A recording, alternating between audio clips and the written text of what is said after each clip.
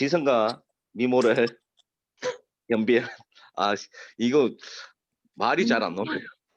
지성과 미모를 겸비한 프레지덴셜 박통령 우리 박정아 사장님을 모시겠습니다. 와! 와!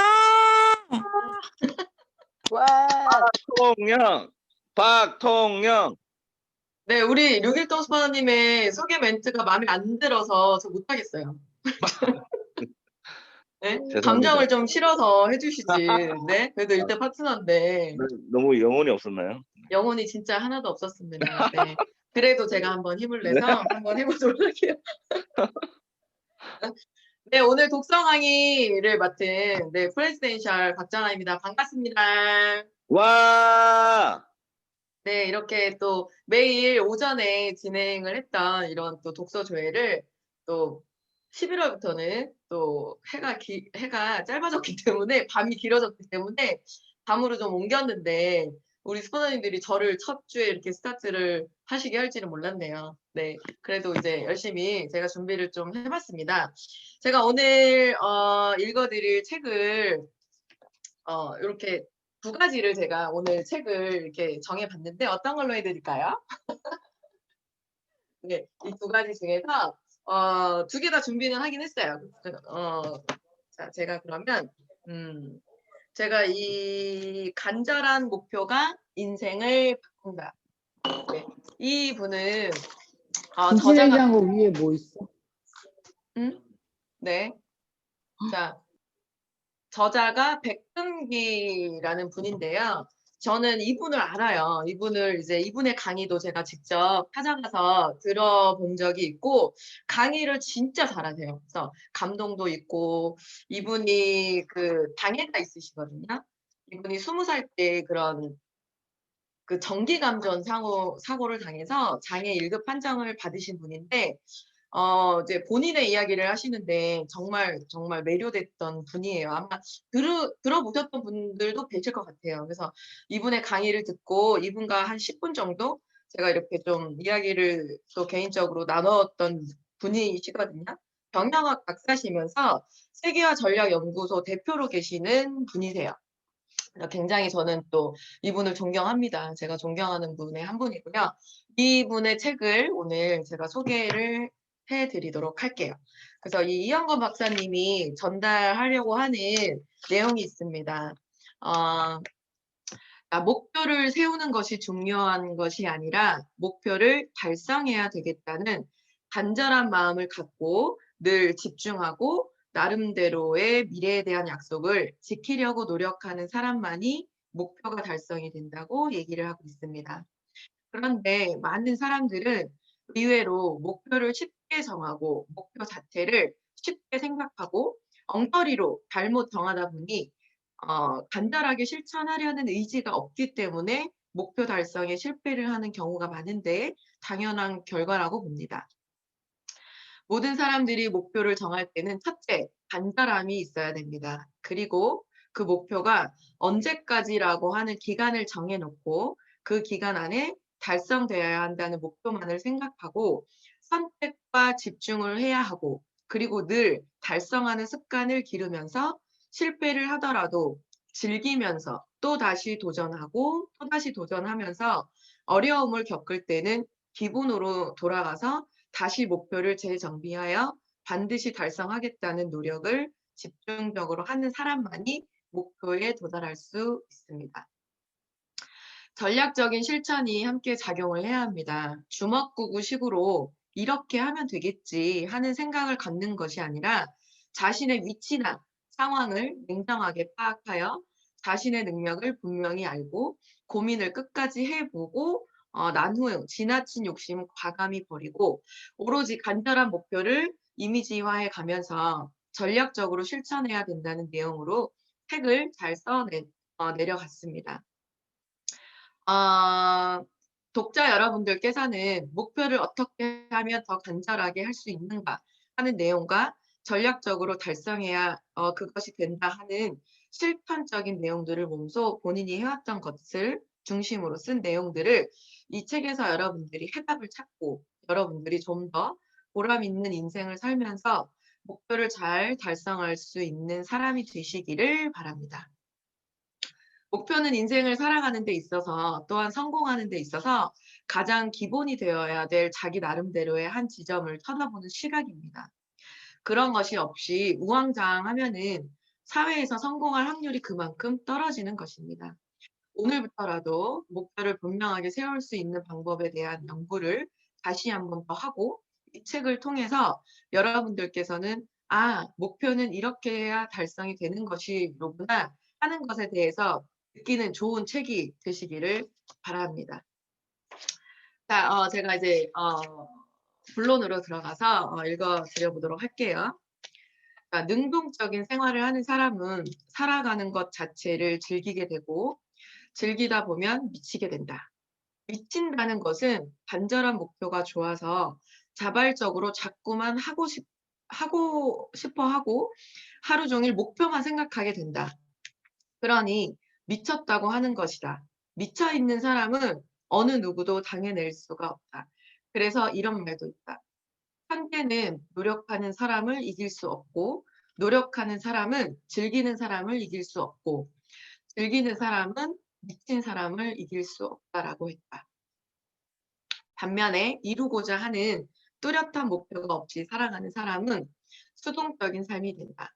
수동적인 삶을 살아가는 사람은 목표가 없으니 미래가 불투명할 수밖에 없다.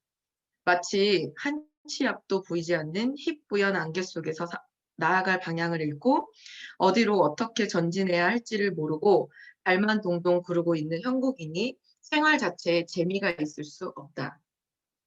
그러니 수동적일 수밖에 없다.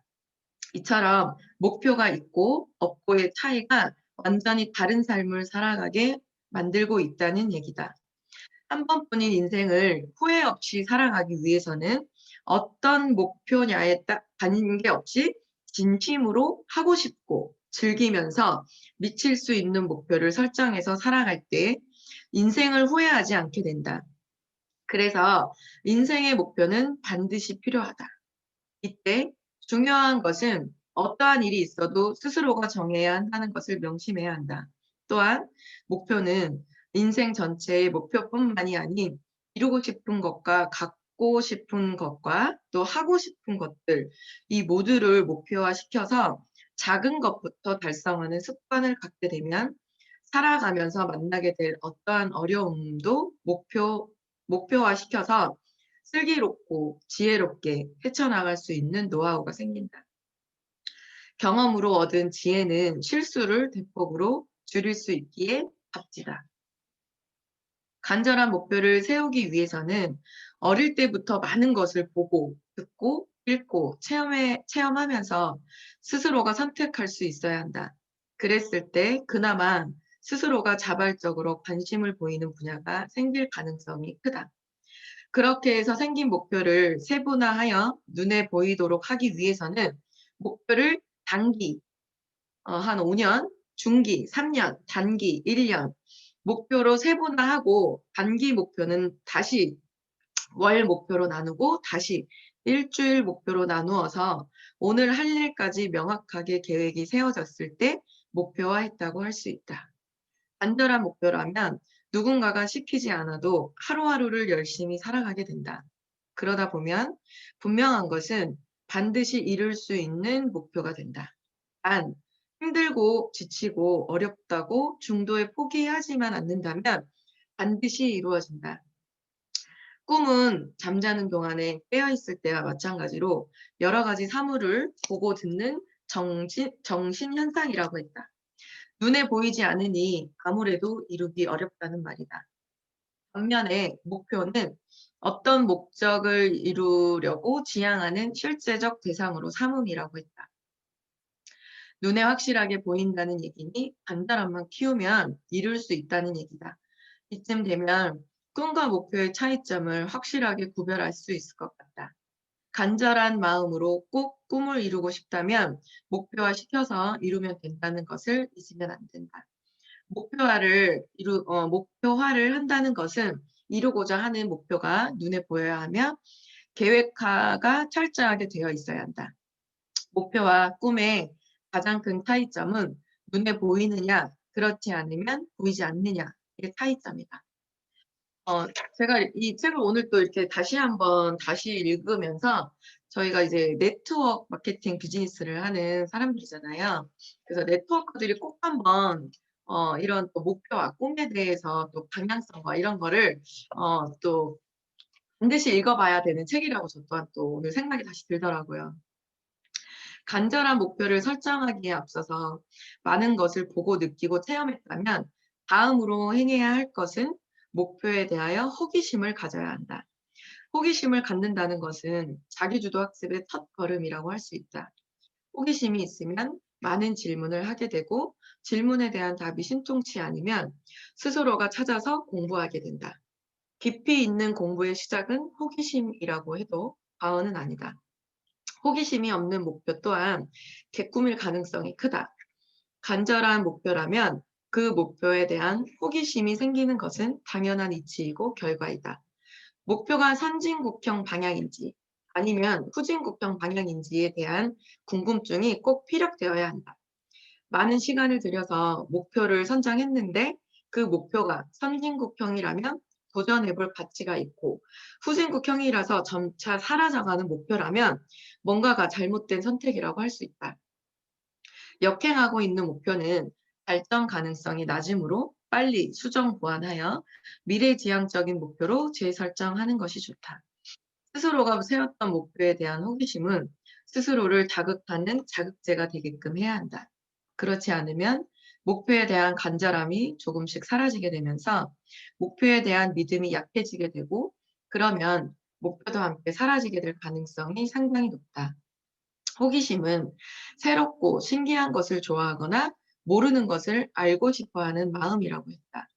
자신이 선정한 목표에 대한 호기심이 크면 클수록 실천력이 강해지게 되고 목표 달성 가능성은 높아만 진다.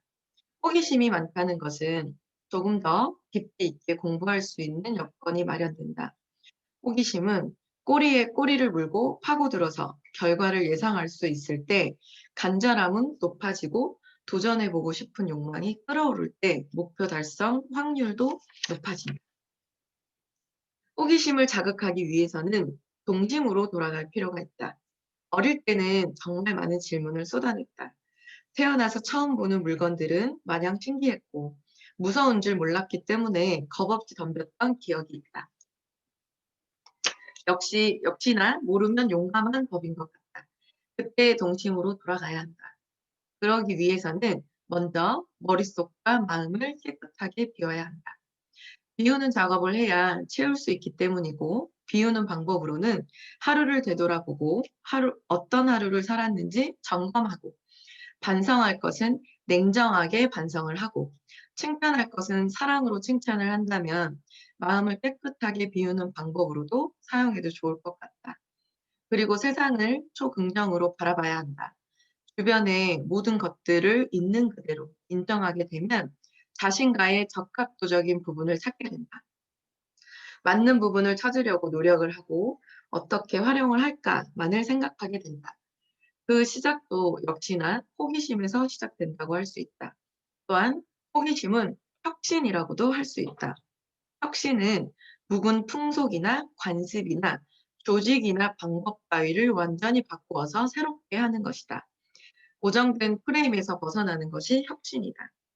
그러려면 호기심을 가져야 한다는 것이다. 인생에 목표를 세웠다면 과연 될까? 라는 부정적인 단어는 버리고 가능하겠는데? 라는 긍정적인 단어로 바꿔서 사용한다면 혁신은 계속해서 성장해 나아간다. 많은 사람들의 고민 중에 하나가 현재 내가 하고 있는 일이 선진국형 업종인지 아니면 후진국형 업종인지에 대한 고민이다. 그 고민의 답은 이렇게 알아볼 수 있다. 시간이 지나면 지날수록 수요가 늘어난다거나 또는 재구매율이 높아지는 상품이나 관련된 업종은 발전 가능성이 있는 업이라고 보면 된다. 강사업계는 시간이 지날수록 수요는 증가하고 있었지만 공급은 부족했던 때다. 더군다나 강사는 많으나 경험이나 실천하면서 자신의 인생을 바꾼 강사는 그다지 없었고 대학 강의와 같은 이론적 내용을 강의하는 강사는 많았다. 언행 일치가 안 되는 강사를 보면 신뢰가 확 떨어진다. 제가 이 책을 한 3번 정도, 오늘까지 한 3번 정도 읽었는데요. 정말 우리가 하는 일과 또 우리가 리즈백이라는 지금 강사, 수석 강사를 할 수 있는 자격이 주어지는 그런 이제 국가 자격증이 주어지는 거잖아요. 저는 이런 또 강의를 하는 우리 많은 사장님들이 꿈꾸듯이 이쪽에는 정말 강사는 많아요. 근데 우리가 하는 그 특별한 나의 경험과 노하우를 얘기하는 여기에서요. 정말 저는 비전이 굉장히 크다고 생각을 했습니다. 꾸준하게 자신의 실력만 쌓아놓는다면 시간이 지날수록 수요가 증가하게 된다. 가치는 수요와 공급에 의해서 정해진다. 당연히 공급은 하나인데 수요가 많아지면 몸값은 치솟게 된다. 그리고 멀리 내다봤을 때 최고의 장점은 정년이 없다는 것이다. 단 꾸준하게 자기 개발을 해 나가야 한다. 호기심을 풀어가는 일이 진행될 때 목표에는 점차적으로 다가가고 있는 것이다. 호기심만 있고 그 호기심을 태워가지 않는다면 호기심은 호기심으로 끝을 맺는다. 하지만 호기심을 풀어나가면 목표도 함께 발전해 나간다. 집중력은 마음과 정신을 한 곳에 모아서 이루고자 하는 목표만 생각하면서 실천해 나아가는 힘이라고 할 수 있다.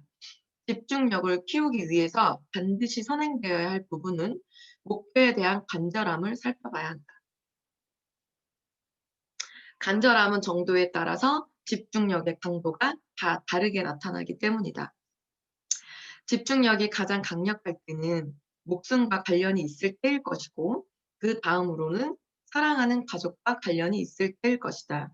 그 다음으로는 운명과 관련이 있을 때일 것이고 그 다음으로는 직장에서와 관련이 있을 때일 것이고 그 다음으로는 꼭 이루겠다는 간절한 목표가 있을 때일 것이지만 각각의 차이에 따라서 강도는 다 다르게 나타난다.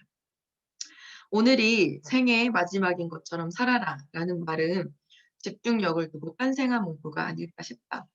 이렇게 살면 원하는 목표에 조금이라도 빠르게 다가갈 수는 있을 것이다. 하지만 내일을 그렇게 살기에는 역부족인 것 또한 우리의 삶이고 현실이다.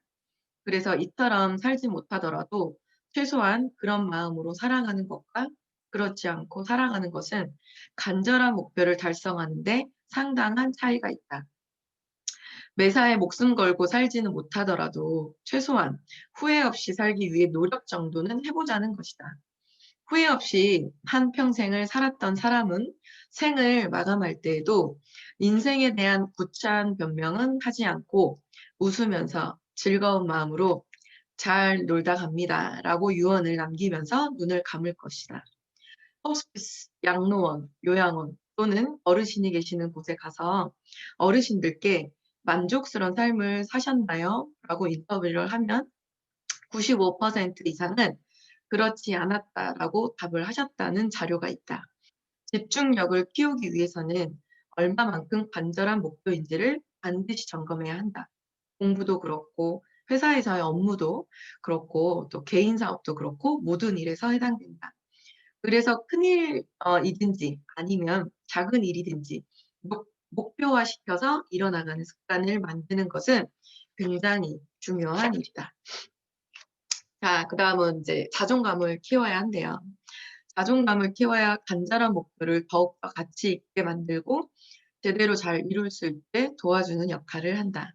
또한 자존감이 높은 사람일수록 간절한 목표를 달성하게 되므로 주변으로부터 존중을 받게 되면 사회에 미치는 영향력이 자연스럽게 높아지게 되면서 자긍심과 자부심까지 함께 성장하게 된다.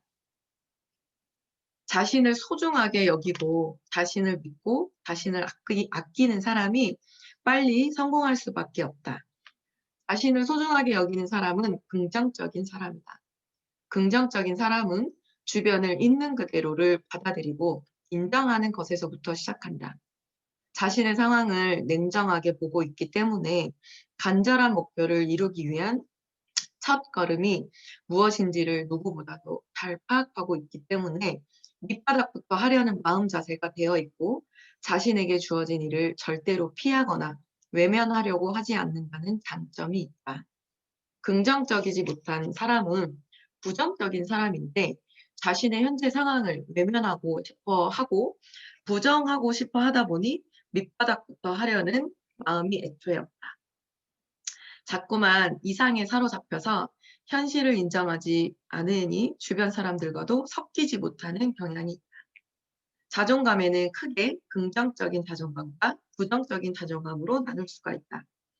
긍정적인 자존감의 경우는 스스로가 자신을 잘생기고 멋지고 재치가 있으며 스스로가 저지른 실수로부터 인생을 배울 수 있으며 매일매일 살아가는 것이 보람이 넘치고 매우 즐겁다고 여기는 것이 긍정적인 자존감이라고 할 수 있는 반면에 부정적인 자존감의 경우 스스로를 추하게 여기고 바보 같아서 실수를 일삼고 삶이 두렵고 또한 사랑하는 것 자체를 지겹게 여기는 부정적인 자존감이 있다. 두 가지의 자존감을 비교해 봤을 때 어떤 자존감이 간절한 목표를 바르게 이룰 수 있게 해줄지는 뻔한 내용이다. 자존감을 키우기 위해서는 가장 먼저 해야 할 일들이 마음속의 열등감을 없애는 것이다. 자기를 남보다 못하거나 무가치하게 낮춰 평가하는 생각을 우리는 흔히 열등감이라고 말하는데 전혀 그렇게 여길 필요가 없다. 모든 사람은 똑같이 평등하기 때문이다. 단, 자존감이 있냐 아니면 없냐의 차이라고 봐도 무방하다. 자신 스스로가 열등감에 휩싸여 스스로를 낮추게 되면 비굴해지기까지 한다. 열등감은 자신에 대한 스스로의 평가를 해보면 바로 알 수가 있다. 나는 못났어. 나는 가난해. 나는 무능해. 그래서 사람들이 자기를 무시할 것이라고 생각하게 되면 자존감을 키우지 못하고 강한 열등감에 휩싸이게 되면 상대방의 말에 유난히도 민감하게 반응을 한다. 괜히 내 얘기하는 것 같아서 신경이 쓰이고 아니라고 반론을 하고 싶어서 언성 높여서 하다 보면 다투기도 하고 신경이 예민해지고 날카로워지기도 한다. 여러 가지 문제로 스스로를 낮출 필요는 전혀 없는 것이다. 스스로가 열등감을 마음속에 담고 있으면 자신도 모르게 얼굴로 그대로 표출이 되면서 밝지 않은 어두운 낯빛이 된다. 그래서 얼굴만 봐도 상대방의 마음이 어떤 상황인지를 어느 정도는 맞출 수가 있다는 얘기다. 그러니 주변에서 얼굴을 보고 평가를 좋지 않게 내리는 것은 전적으로 자신이 그렇게 만든 것이다. 스스로가 스스로를 그렇게 만든 평가인이 억울해할 필요가 전혀 없다. 자신의 처지를 억울해하면 더더욱 열등감에 쌓이게 되고 그러다 보면 자존감이 밑바닥까지 떨어지게 된다. 우리가 살면서 반드시 버려야 할 것이 있다. 자존감을 좀먹게 하는 악성 바이러스 같은 존재를 버려야 할 것은 우리 집이 부자였다면 내가 이렇게 살진 않았을 텐데 내가 조금만 학벌이 좋았더라면 지금 이렇게 살진 않았을 텐데 내가 조금만 더 키가 컸다라면 이렇게 살진 않았을 텐데 내가 조금만 더 젊었다라면 등의 얘기는 정말로 바보 같은 소리들이다. 돌아갈 수 없는 것을 바라는 것 같이 바보가 또 어디 있을까 싶다. 현실을 회피하고 싶어서 자꾸만 돌아갈 수 없는 상황을 가정해 보는데 소용없는 못난 짓이다. 그래서 자존감을 키우고 싶다면 현재의 상황을 인정할 줄 아는 긍정적인 마인드를 가져야 한다고 누누이 강조했던 것이다. 열등감은 날려버리고 자존감을 키울 수 있는 방법 중 최고의 방법으로는 미래에 대한 희망을 가슴에 품고 살아가는 것이다.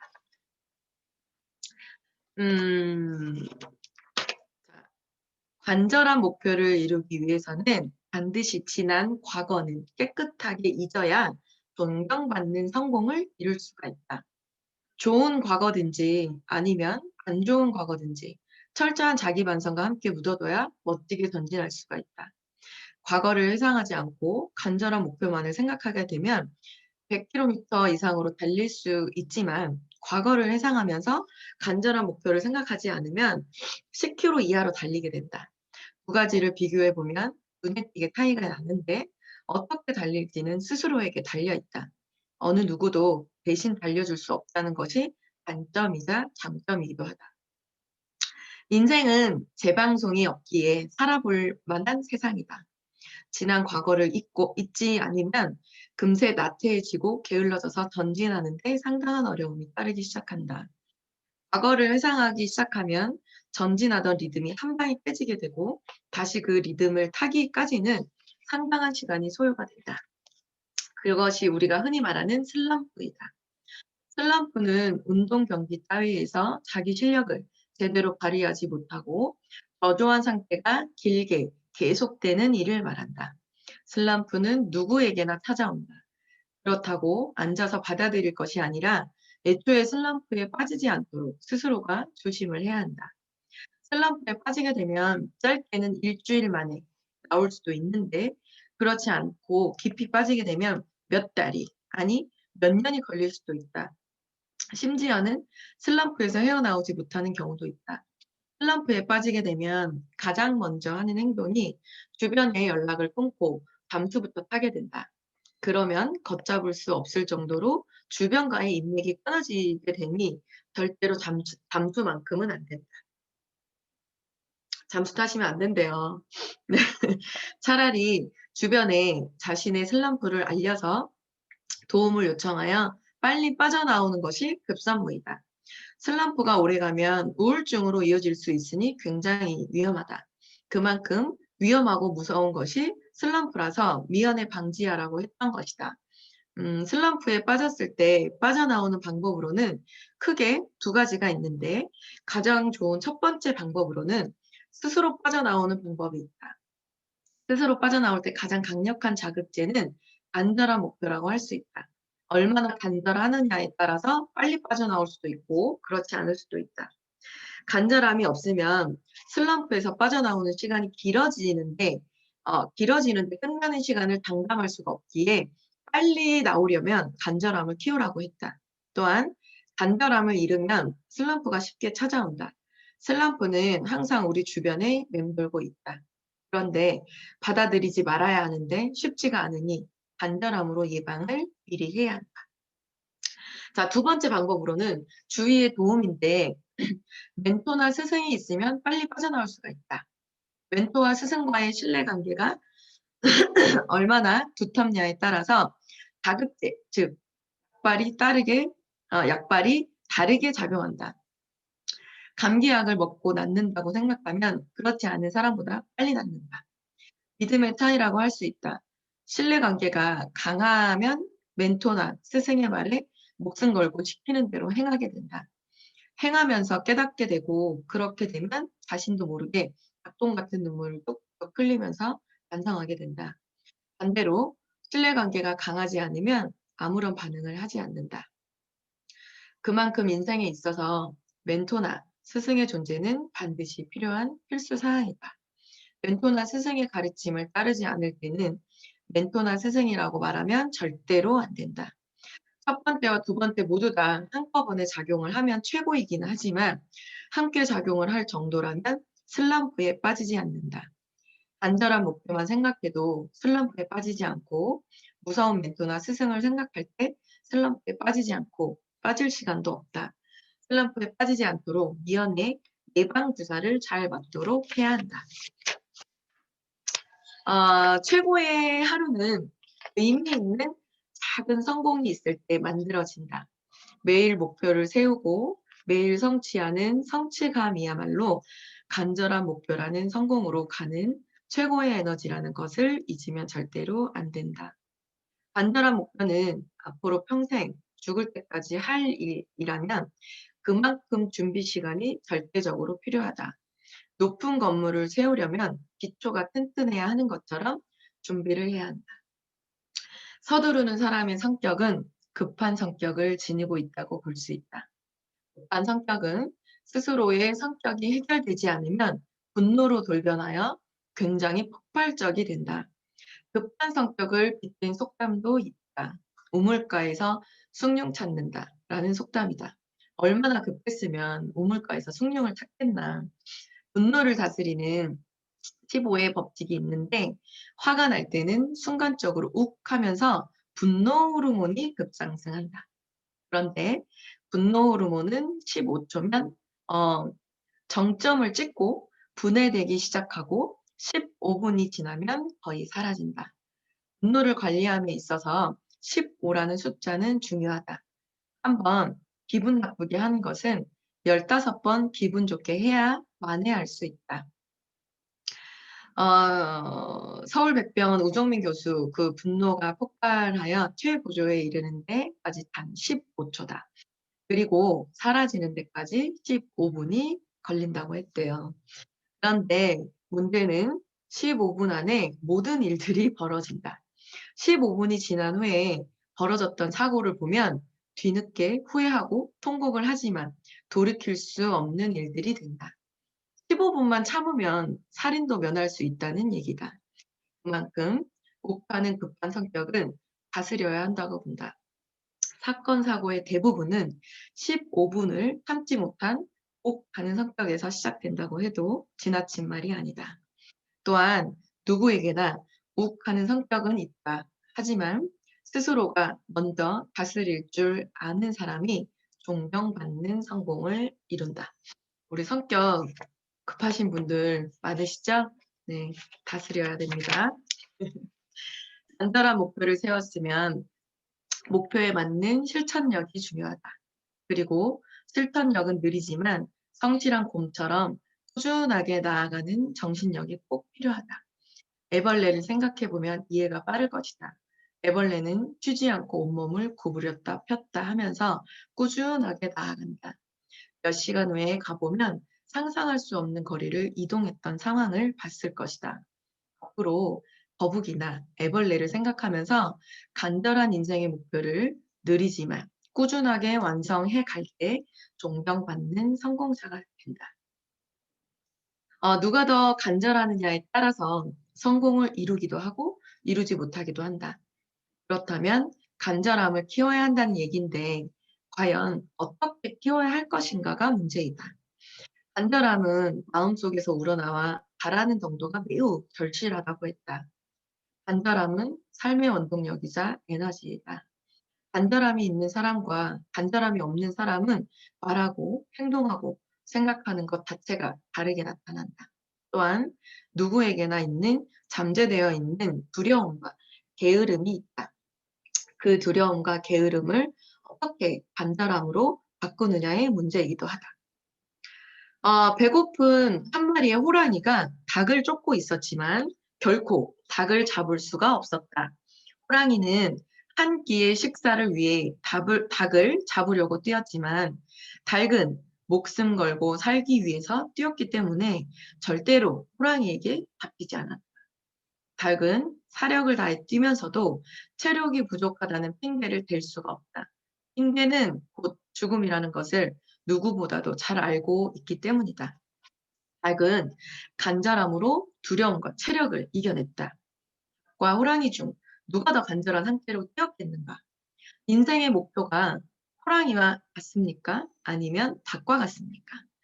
지금 하고 있는 일이든 아니면 공부든 호랑이처럼 하십니까? 닭처럼 하십니까? 스스로에게 여쭤보면 정확한 답을 바로 찾을 수 있을 것이다. 지금 무엇을 하지 못하거나 일이 잘 안 되는 것은 그만큼 간절히 원하고 있지 않기 때문에 가능성이 크다. 무엇을 할 때에는 해도 그만, 안 해도 그만이라는 생각하고 행한다면 어떤 것도 절대로 이룰 수가 없다. 죽기 살기로 해도 이룰 수 있다는 보장이 없기에 해도 그만, 안 해도 그만이라는 생각은 지금 당장 버려야 한다. 그런 생각은 시간 때우기 식이 아닐까 싶다. 그렇게 살아가기에는 우리의 인생이 그다지 길지가 않다는 것이고 여러 번 얘기하지만 인생은 재방송이 없는 생방송이라는 사실을 절대로 잊으면 안 된다. 간절한 사람과 간절하지 않은 사람의 전체적인 생활 패턴을 살펴보면 확실한 차이를 알 수 있다. 간절한 사람은 휴일을 싫어하고 간절하지 않은 사람은 휴일을 좋아한다. 간절한 사람은 연휴를 싫어하고 간절하지 않은 사람은 연휴를 마냥 좋아한다. 간절한 사람은 연휴 때도 평소처럼 할 일을 반드시 하고 간절하지 않은 사람은 연휴 때 아무것도 하지 않고 마냥 논다. 간절한 사람은 망중한을 즐기고 간절하지 않은 사람은 아무 때나 즐긴다. 간절한 사람은 휴일이나 연휴 때에도 평소와 같이 할 일을 먼저 하고 난 후에 시간을 즐기니 망중한의 생활을 한다.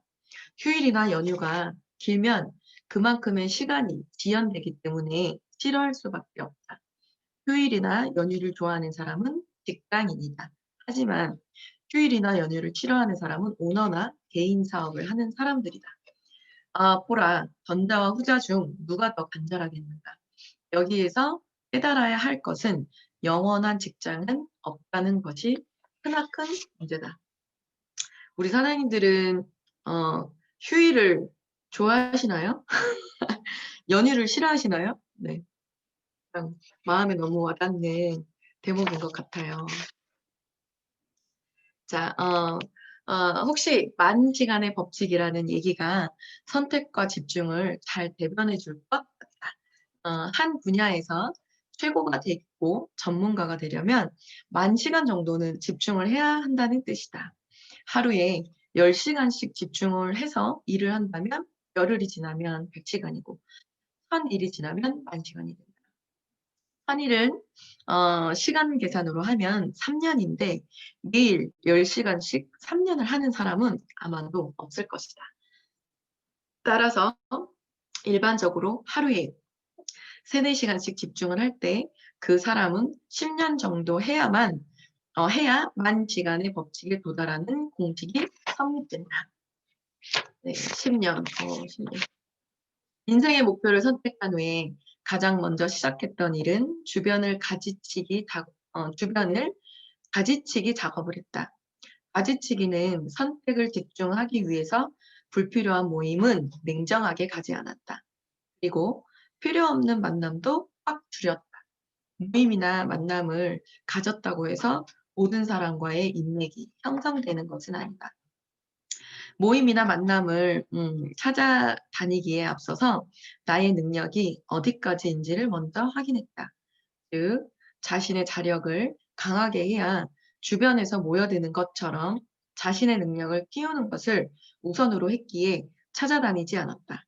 그리고 해년마다 달라진 모습, 발전된 모습으로 나타나면 사람은 가까이 다가오게 되어 있다.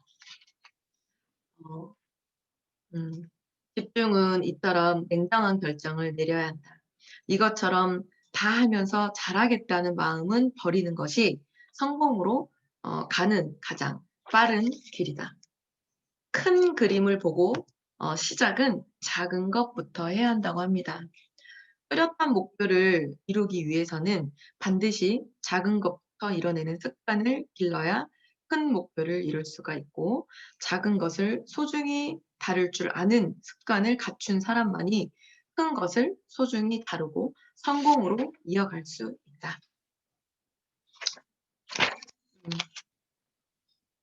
주변에서 뜻밖의 행운이나 복도 따지고 보면 스스로가 평소에 만들었기 때문에 찾아오는 복과 행운이라고 할 수 있다. 씨앗을 뿌리지 않았는데 새싹이 나오는 일은 절대로 없다. 하루하루를 보낼 때는 지루하기도 하고 실증나기도 한다. 그래도 묵묵히 흔들리지 않고 전진하면서 반드시 버려야 할 것은 욕심이고 키워야 할 것은 의욕이다. 욕심은 분수에 넘치게 무엇을 탐내거나 누리고자 하는 마음을 누를 줄 알아야 한다. 과도한 욕심은 흐름을 깨트릴 수 있어서 위험하다. 흐름을 깨지게 되면 평소 때보다 5배의 힘이 더 들어간다. 아유불급이 여기에 해당한다. 지나친 것은 부족한 것만 못하다라는 뜻이다. 간절한 인생의 목표를 안전하게 이루기 위해서는 많은 실패를 경험해야 한다. 실패는 안전한 성공을 이룰 수 있도록 도와주는 지지대 역할을 하기 때문이다. 그래서 실패를 당연하게 생각하고 고맙게 여기면서 즐겨야 한다는 것이다. 실패를 원망하거나 증오하거나 자신을 비하해서는 절대로 안전한 성공, 튼튼한 성공, 존경받는 성공을 이룰 수가 없게 된다. 실패는 나만이 겪는 것이 아니라 누구나가 겪는 일이고 누구나가 겪으면서 성공으로 전진해가는 필수 관문 중의 하나이다. 실패 없이 성공한 사람은 단 한 명도 없다는 것을 절대로 잊지 말고 실패에 대한 두려움을 벗어버리고 목표에 대한 자신감을 가질 필요가 있다. 실패를 즐기려면 자신의 마인드를 긍정적인 마인드로 바꿔야 한다. 장마철에 비 오는 것은 당연한 것인데도 비 온다고 투덜거리거나 타박해서도 안 되고 겨울에는 설이 내리고 눈 내리고 추운 것은 당연한 일인데 눈 내려서 빙판길이라고 타박하거나 춥다고 투정 부려서도 안 된다. 당연하다고 여기고 있는 그대로를 인정하고 받아들이고 헤쳐나갈 수 있도록 생각하고 고민하는 것이 긍정적인 마인드다. 실패를 긍정적인 마인드로 바라보면 실패의 원인을 분석하면서도 다음 성공에 대한 상상력을 떠올리면서 즐겁고 신나는 그런 마음이 앞서니 적극적인 자세로 바뀌게 된다. 부정적인 마인드로 실패를 바라보면 귀찮아하면서 하기 싫은 것을 억지로 하게 된다. 억지로 하게 되면 창의적인 아이디어는 절대로 나오지가 않는다. 매사에 긍정적인 마음으로 살았을 때 주변이나 가족이나 직장 사람이나 사회나 국가가 또는 세상이 자신에게 어떤 도움을 주고 있는지를 알게 된다.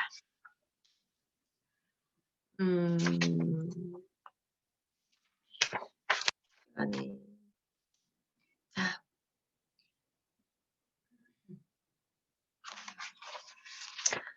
우리가 흔히 하는 말 중에 내일부터 할게요 라는 말을 자신도 모르게 습관처럼 사용했던 경험이 있을 것이다.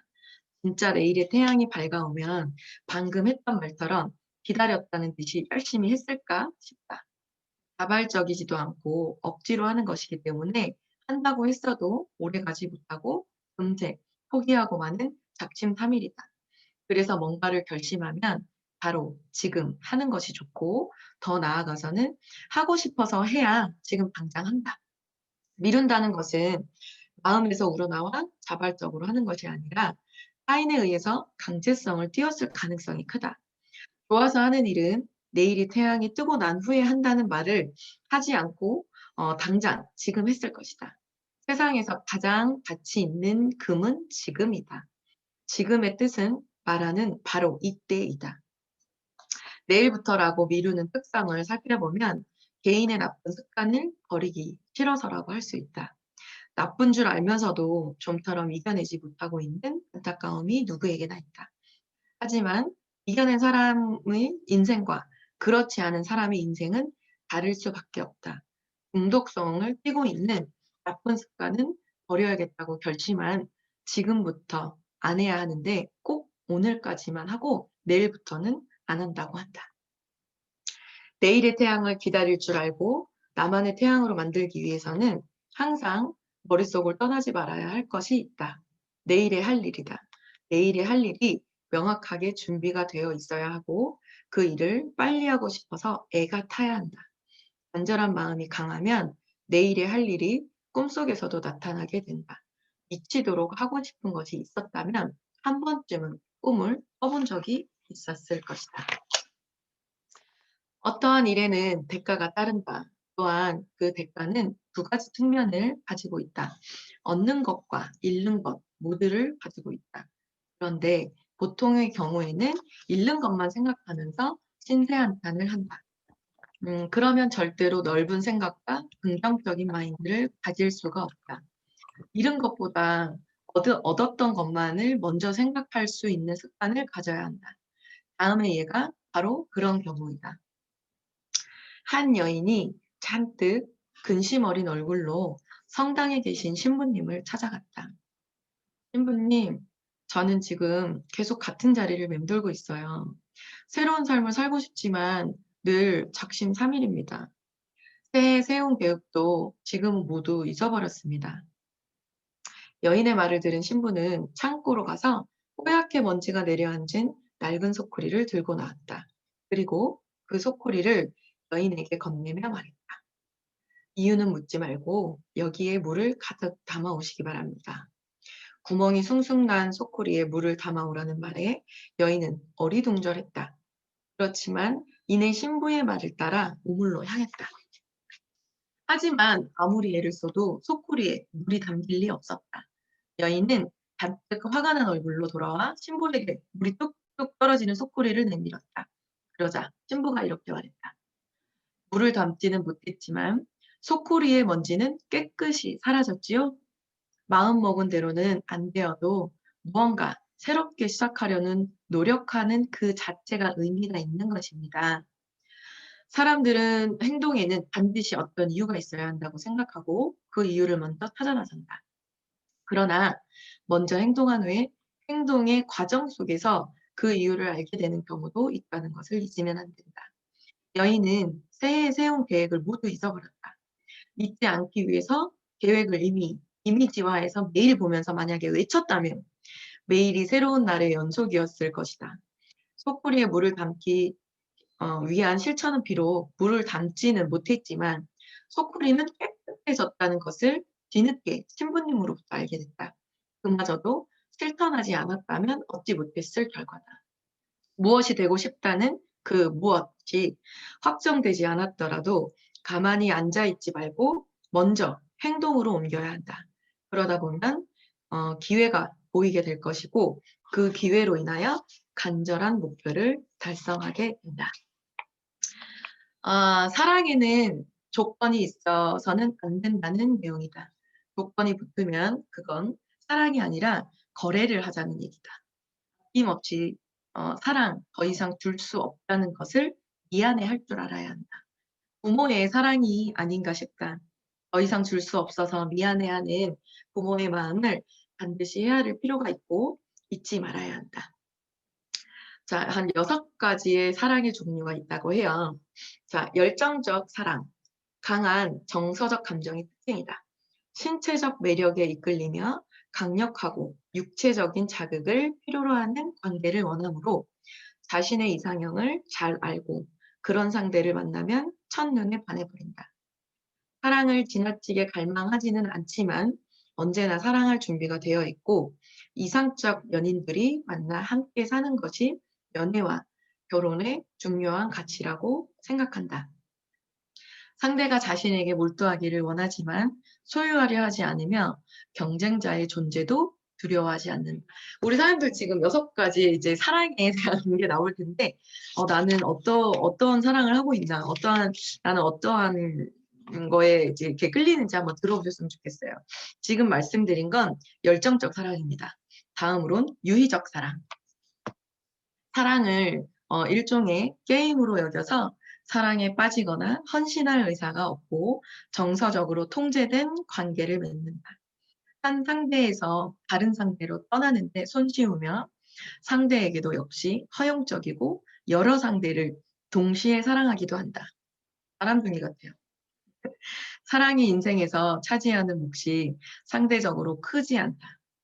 그저 다양한 이성과의 만남을 즐기는 것일 뿐이며 감상적인 깊이도 없다. 일상적인 사랑 관계에서 보다는 다소 놀이적인 애정 관계에서 볼 수 있는 예의다. 친구 같은 사람. 사랑을 많은 시간과 활동을 공유하는 특별한 우정이라 여긴다. 상대에 대한 지나친 감정 표현은 삼가고 공유할 수 있는 관심사에 대해서 하기를 더 선호하며 열정보다는 친구로서 알게 되는 과정이 더 중요하다고 생각한다. 상호 간의 사랑은 우정과 사랑이라는 상위 목표의 일부로 여긴다. 서서히 발전해 가는 정에 근거한 지속적이고 진화적인 사랑의 유형이다. 소유적인 사랑, 의존성과 질투가 특징이다. 사랑받는다는 사실을 반복적으로 확인하고자 하는 강박적인 욕구가 있다. 사랑에 대해 필요를 느끼면서도 사랑을 유지하는 것이 힘겹고 고통스럽다는 생각에 사랑하기를 두려워한다. 극도의 질투를 보이며 상대에 대한 더 많은 애정과 헌신을 요구하고 관계에 만족하지 못하고 평온을 얻지도 못하나 스스로 관계를 끊지 못해서 상대가 관계를 동결시키게 된다. 너무 많은 애정을 요구하느라 냉정하게 처신할 수가 없다. 외로움, 낮은 자존감, 자신과 상대의 애정관계에 대한 불확실감 등이 원인이 되어 사랑 증후군에 빠지기도 한다. 실용적 사랑. 논리적이고 실용적인 쇼핑 리스트 같은 사랑이다. 쇼핑 목적을 작성하듯 원하는 상대의 자질 요건을 의식적으로 구체화해야 된다. 상대가 자신과 덜 맞는지를 합리적으로 계산하고 평가해서 의도적으로 고려하여 적절한 상대를 선택한다. 어울리는 상대를 구하는데 노력을 다하는 것이 사랑에 있어 현실적으로 중요한 문제라고 본다. 따라서 늘 접촉하는 사람들 중에서 상대를 찾으려고 항상 면밀히 평가하고 따져본다. 상대를 제대로 알기 전까지는 헌신적인 미래를 이야기하기를 꺼린다. 어울리는 짝을 만나는 것이 행복한 삶을 위해 바람직하지만 본질적인 것이 아니라고 여겨서 그 어떤 상대도 자신의 상식을 희생할 만큼 중요하다고 생각하지 않는다. 유의적 사랑과 마찬가지로 흔히 있는 사랑의 유형은 아닌 듯하다. 그러나 이런 식으로 관계를 만들어가는 경우를 현실적으로 주위에서 찾을 수 있다. 헌신적 사랑. 타인 중심적, 자기 상실적 사랑 유형으로 사랑을 선물 혹은 책임이라고 여겨서 상호성을 기대하지 않으며 사랑을 의무로 생각한다. 따라서 사랑이란 감정이 아니라 의지의 표현이며 상대에게 애정 어린 보살핌을 베풀어야 할 의무를 강하게 느끼고 배우자는 이런 배려를 필요로 하는 사람이어야 한다. 상대를 더 행복하게 해줄 경쟁자가 존재하면 기꺼이 그 단계를 단념할 수 있다. 이런 종류의 사랑이란 존재하기 어려우며 애정 관계에서 일시적으로 이런 과정이 나타날 수는 있다. 사랑의 종류 중 어떤 사랑을 해야 할지를 심사숙고하여 실천한다. 실천한다면 자신을 사랑하는 마음이 더욱더 굳건해질 것이라고 본다. 요 사랑에 관한 내용은요, 간절한 인생의 목표를 이루기 위해서 자신을 사랑해야 된대요. 우리 사장님들은 이 6가지 사랑 중에 어떠한 사랑에 해당이 되는지 궁금합니다. 네. 이따가 우리 사장님들 그 후기 들을 때, 나는 이런 것 같아요. 라고 이렇게 들어봐도 좋을 것 같습니다. 자, 은혜를 모르면 존경받는 리더가 절대로 될 수 없대요. 리더는 절대로 사람을 버리지 않을 뿐더러 절대 혼자 뛰지 않는 법이다. 함께 뛰면서 모두를 앞장서서 이끌어 줄 수 있어야 진정한 리더라고 할 수 있다. 혼자 뛰는 리더는 리더가 아니라 독불 장군에 가깝다. 고맙게 베풀어주는 신세나 혜택을 우리는 은혜를 입었다고 말한다. 주변 사람들에 대한 고마운 마음은 항상 마음속에 간직하고 살면서 은혜를 저버리지 않도록 해야 한다. 리더가 되는 길은 멀고도 험하고 어려운 일이다. 하지만 이 모든 것을 습관화만 한다면 그다지 어려운 일도 아니고 간절한 목표 정도는 쉽게 달성할 수 있는 최고의 핵폭탄이라고 할 수 있다. 일어나서 양치하고 씻고 밥 먹는 일상의 행동들도 습관의 연속이다. 처음부터 만들었던 것은 절대로 아니었다. 엄마와의 기나긴 싸움으로 인하여 만들었던 습관이다. 어느 정도 성장하면서 엄마의 가르침이 없어도 알아서 척척 하는 것처럼 습관화한다면 절대로 어려운 일은 아니다. 새로운 행동을 습관화하는 과정은 정말로 힘들고 어려운 일이지만 조금만 참고 몸에 장착만 한다면 인생은 무조건 바뀌게 되어 있고 원하는 삶을 즐기면서 살 수가 있다. 이렇게 책의 끝 뒷페이지까지 제가 요점 정리를 해서 우리 사장님들한테 이 책 한 권의 전부를 읽어드렸습니다. 제가 이분의 강의를 듣고 또 이분하고의 잠깐 이런 또 대화 정도를 제가 했다고 했잖아요. 그래서 이분이 저한테 이렇게 사인을 해주시고요. 저한테 했던 말이 있어요. 우리 모두가 간절한 목표, 이루고 싶은 꿈이 있습니다.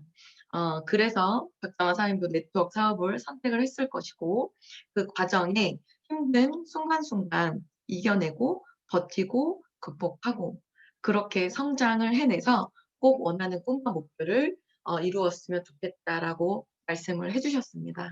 이렇게 추워지는 초겨울밤에 우리 사장님들의 앞으로 정말 원하는 꿈, 이루고 싶은 목표, 그리고 그렇게 앞으로의 남은 삶에 행복한 삶을 살아내시길 저 또한 진심으로 응원하겠습니다. 들어주셔서 감사합니다. 마치겠습니다. 와, 대박, 대박. 야, 아니, 진짜 오늘 1시간 정도, 네. 저도 심취해서 들었어요. 박정아 사장님, 또 다른 모습입니다, 진짜. 너무 심도 있게, 네. 좋은 책. 이 책은 안 읽어도 될 것 같아요. 저도 수첩에 적으면서 들었는데, 그냥 책 한 권을 다 읽은 것 같아요. 네. 네, 끝까지 다 완독을 했습니다. 네. 너무 감사합니다. 대박입니다. 자, 오늘, 박정아 사장님께서 이 좋은 책, 또 독서 강의를 해주셨는데요. 또 후기를 안 들어볼 수가 없죠. 분명, 우리 여기 25명 사장님들, 다, 잘 들었을 거라고 생각하고, 첫 번째, 후기 들어볼 사람을 제가 지목하겠습니다. 우리 최윤희 사장님, 나와주세요. 최윤희 사장님. 아, 진짜. 네, 너무 궁금해요. 우리 윤희 사장님 빌려줘요.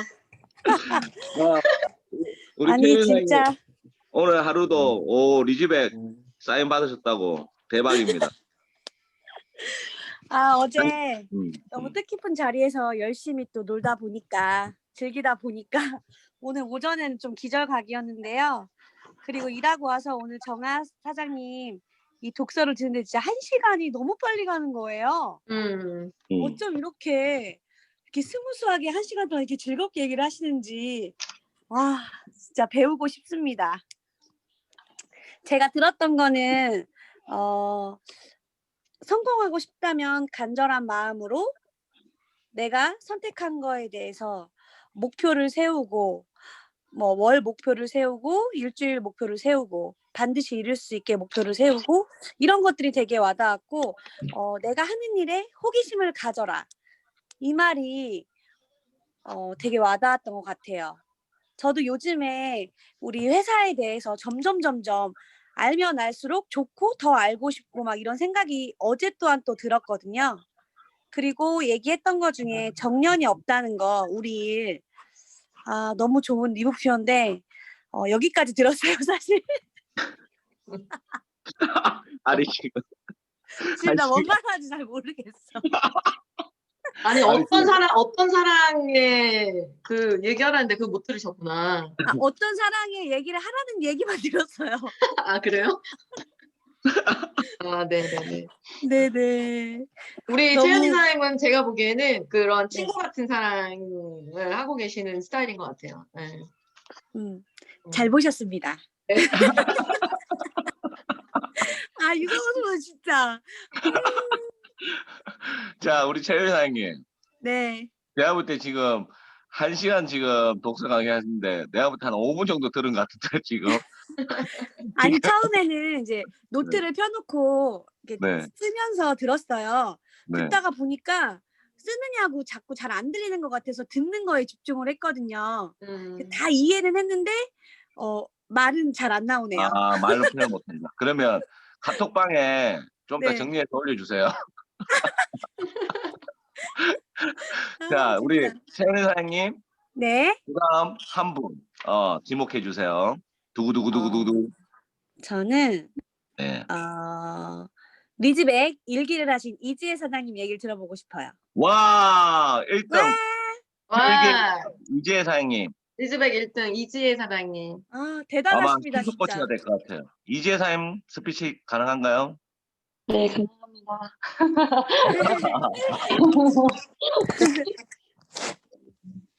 자, 오늘 독서 강의 말씀해 주시면 됩니다.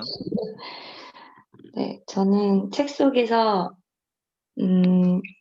배웠던 거는 목표 달성을 하기에 간절함이 있어야 되고 기간을 정해놓고 선택에 집중을 해야 되며 달성의 목표를 정하고 또 계속 도전을 해야 된다는 거에 네, 조금 와닿았고 음,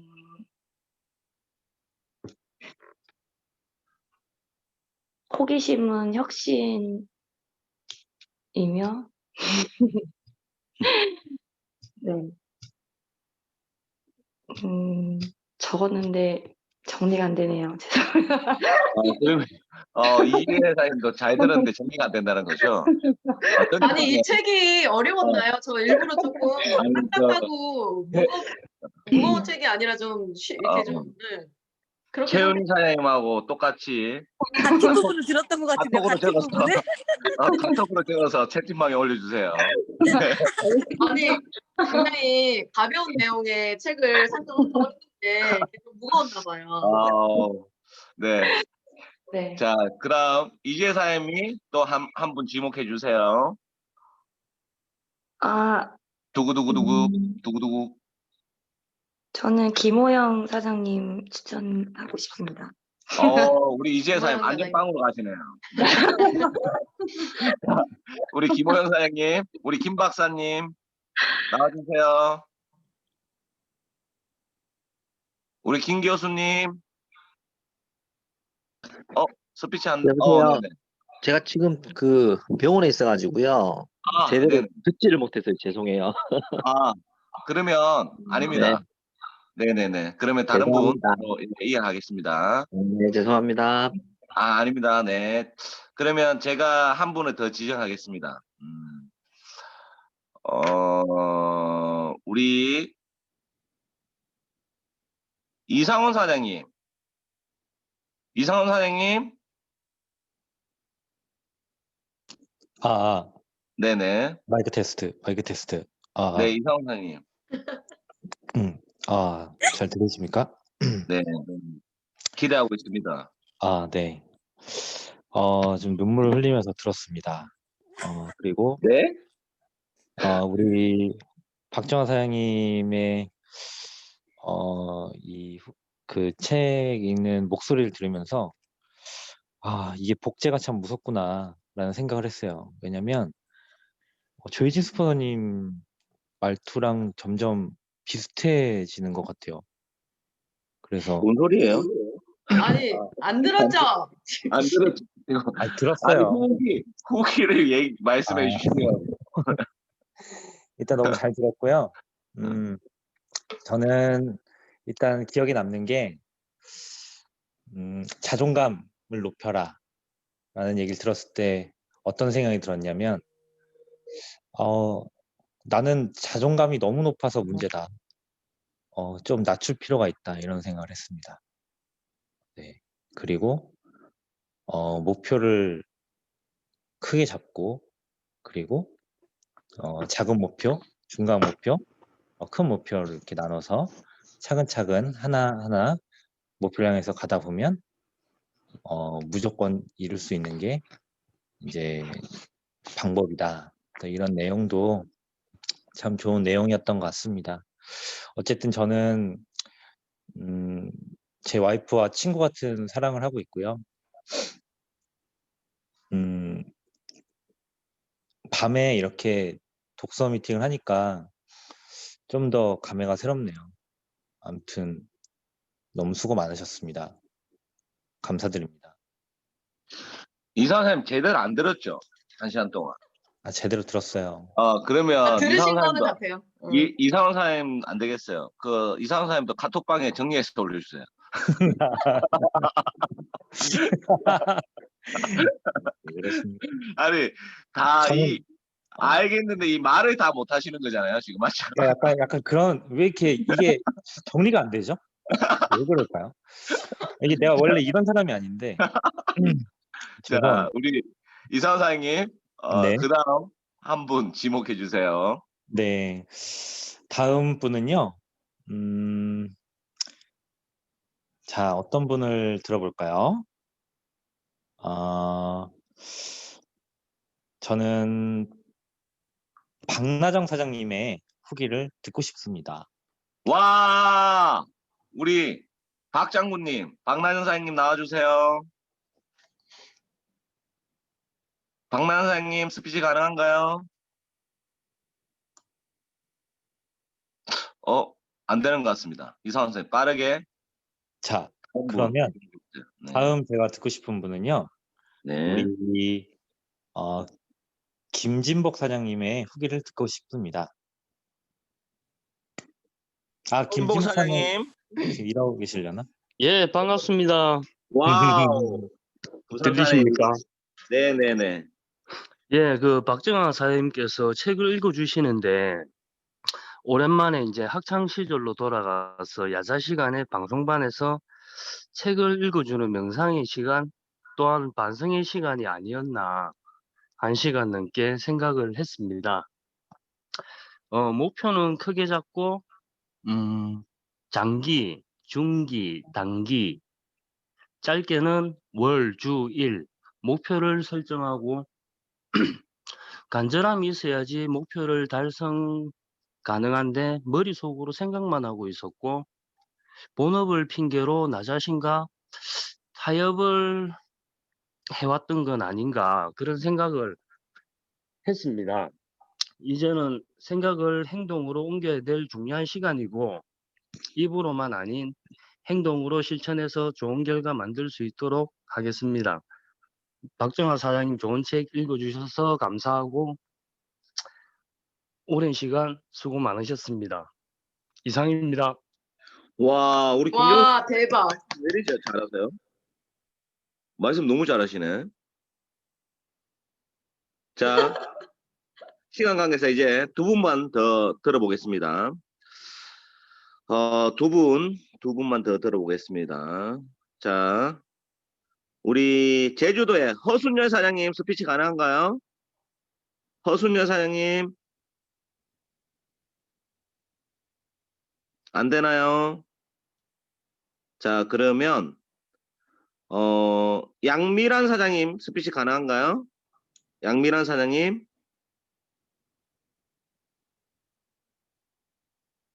안 되는 것 같네요. 자, 안녕하세요. 양미란 사장님 대신에. 네네. 네. 안녕하세요. 네, 안녕하세요. 오늘 책 항상 낮에만 듣다가 이제 사무실에서 계속 집중해서 들을 수 없다가 지금 저녁에 들으니까 되게 감회가 새롭고 너무 좋았던 것 같아요. 혹시 잘 들리시나요? 네, 잘 들려요. 들립니다. 네. 안녕하세요. 네. 안녕하세요.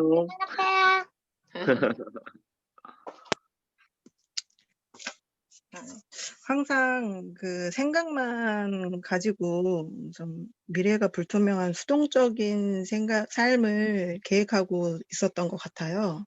근데 능동적인 게 필요한 시기인데 그거를 좀 깨우치게 되는 책이 아니었나 싶더라고요.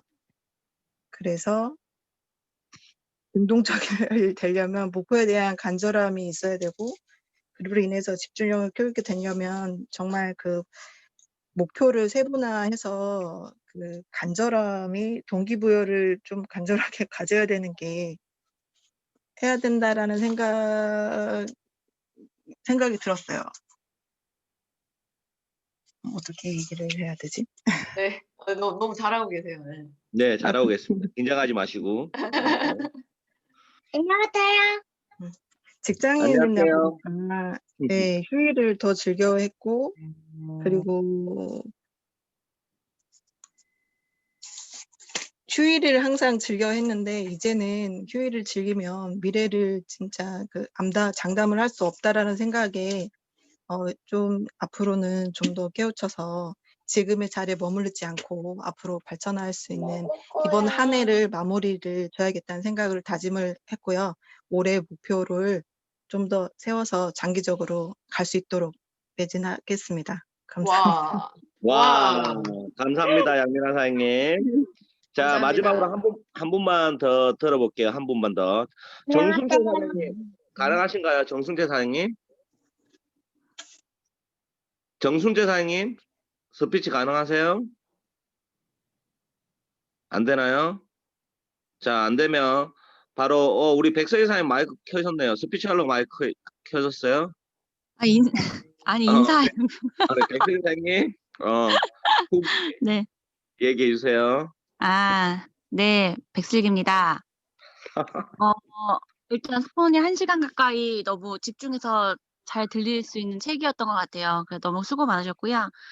저는 이제 3가지 내용이 조금 와닿았던 내용이 있어서, 일단 은혜를 모르는 사람 리더가 될 수 없다. 그러니까 리더는 사람을 소중히 할 줄 안다는 그 내용에서 감사한 마음을 갖는 거의 중요성, 이거에 대한 게 좀 와닿았고, 자존감을 가져라라는 이야기는 저한테 꼭 해주고 싶은 이야기인 것 같아요. 나 스스로의 어떤 자존감이 높았을 때 긍정적인 사고를 할 수 있다라는 생각이 들고, 긍정적인 마음을 가져야지만 좋은 기운이 또 오는 거잖아요. 그래서 나 스스로한테도 한번 얘기해주고 싶은 내용이다라는 생각이 들었고, 또 목표를 명확히 하고 꾸준히 도전하라는 내용, 꾸준함의 중요성을 얘기해 주시는 것 같고, 아까 스폰서님이 잠수 타면 안 된대요라고 말씀하셨던 이 말이 뼈 때리듯이 뼈 때리는 말로 제가 확 귀에 꽂히더라고요. 그래서 잠수 타지 잠수 타면 말아야 안 된다. 돼요. 잠수 안 된다. 이거 정말 뼈 때리는 내용이었고, 제가 뼈 때리게 아팠다는 건 잘못을 하고 있다는 뜻이겠죠. 그래서 반성도 할 수 있는 이런 내용이었고요. 내용 너무 좋았어요. 그리고 어떤 사랑을 하고 있는지 이제 타이어 얘기를 하셨는데, 저는 사랑 안 하고 있는 것 같습니다. 네? 아직 사랑을 안 하고 있는 것 같습니다. 앞으로 한번 고민을 해보겠습니다. 어떤 사랑을 해야 되나? 의리로 살아야 되나? 네, 재밌는 내용이었고요, 스포서님. 저도 꼭 한번 완독을 해보고 싶은 책인 것 같습니다. 다음에 꼭 빌려주세요. 수고하셨습니다. 네, 백서 이사님 감사합니다.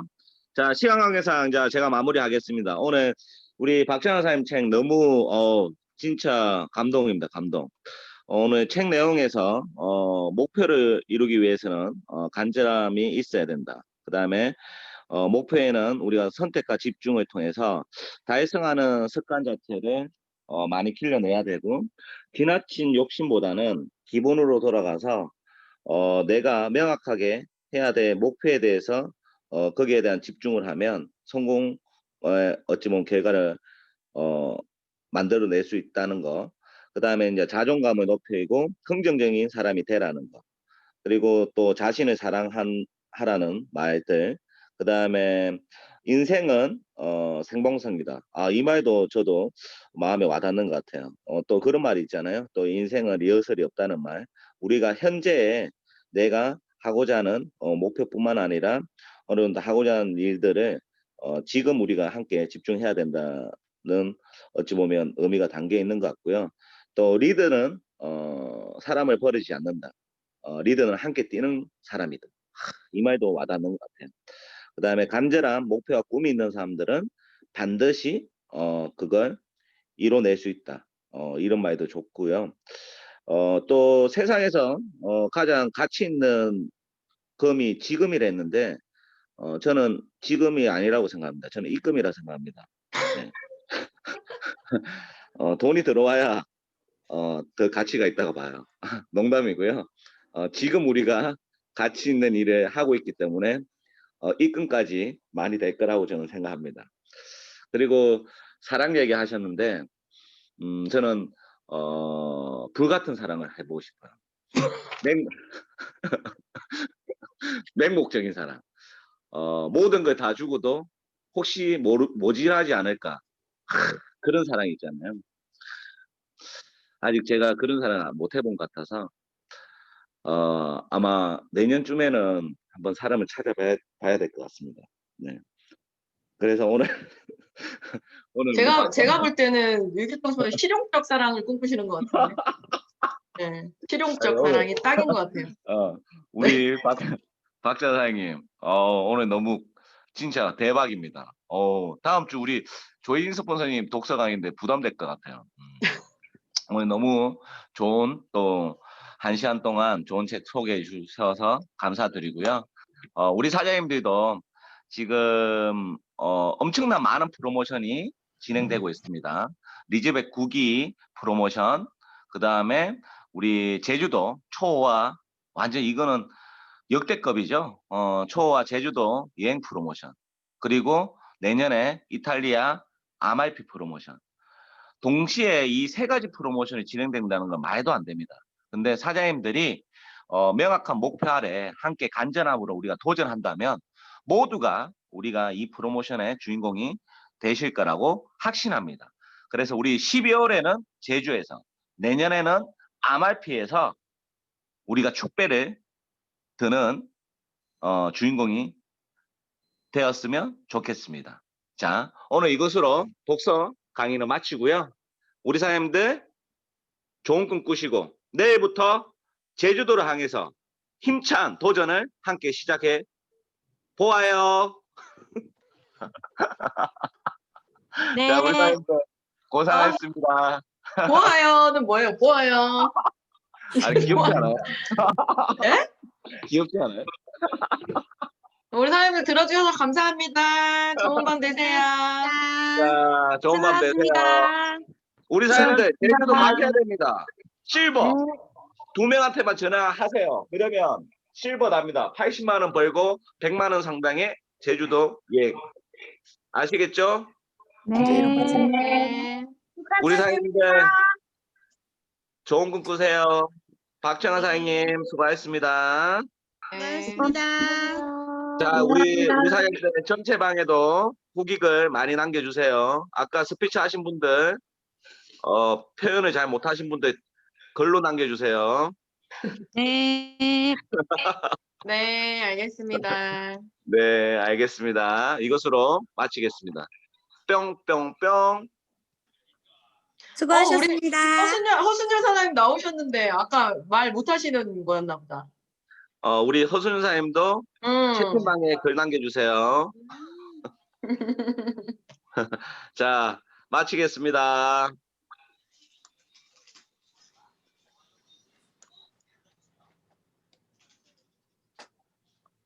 뿅.